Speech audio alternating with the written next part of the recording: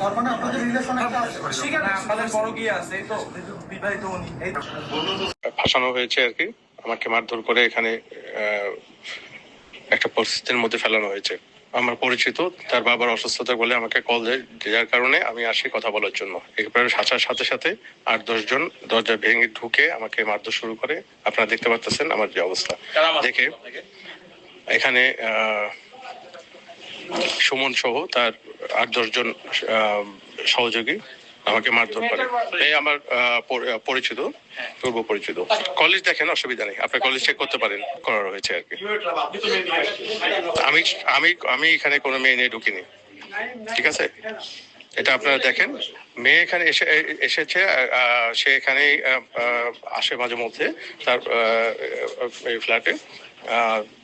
তার আগে যে ছিলেন যিনি, তার কাছ থেকে চাবি না করার পর থেকে তিনি এখানে অবস্থান করেন মাঝে মধ্যে। আমার সাথে তার পূর্ব পরিচিত হওয়ার কারণে তার বাবার অসুস্থতা নিয়ে কথা বলার জন্য আমাকে কল দেয়। আমি আসি। আমি আসার সাথে সাথে অনৈতিক কাজে লিপ্ত থাকার অভিযোগে ডক্টর অ্যাসোসিয়েশন অব বাংলাদেশ ড্যাবের এক নেতাকে আটক করেছে পুলিশ। আটক ব্যক্তির নাম ডাক্তার মারুফ। প্রত্যক্ষদর্শীদের বরাতে জানা যায়, মঙ্গলবার দুপুরে হাসপাতালের চিকিৎসকদের ব্যবহৃত একটি কটেজে এক নারীসহ সন্দেহজনক অবস্থায় পাওয়া যায় ডাক্তার মারুফকে। আমি এখানে আসার পর ওনাকে ডেকেছিলাম। উনি আমার পূর্ব পরিচিত, আমি ওনাকে চিনি, উনি আমার পূর্ব পরিচিত, এতটুকুই। অবশ্যই একজন মেয়ে শুধু মানে একজনের সাথে পূর্ব পরিচিত থাকলেই আসে না রুমে, এটা বুঝতে হবে। বিষয়টি স্থানীয়দের নজরে এলে তাৎক্ষণিকভাবে ঘটনাস্থলে গিয়ে তাদের আটক করে এবং পুলিশে খবর দেয়। খবর পেয়ে হাসপাতালে ছুটে আসেন হাসপাতালের পরিচালক ও মেডিকেল কলেজের অধ্যক্ষ।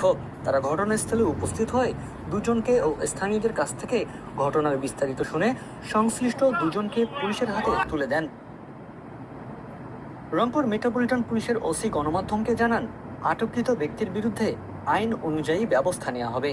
মেডিকেল কর্তৃপক্ষ আমাদেরকে সংবাদ দেয়, আমরা আসি। আসার পর আমরা বেশ কিছু লোকজন দেখতে পাই, তারা জানায় যে এখানে দুজন অনৈতিক কার্যে তারা স্থানীয় লোকজন আটক করছে।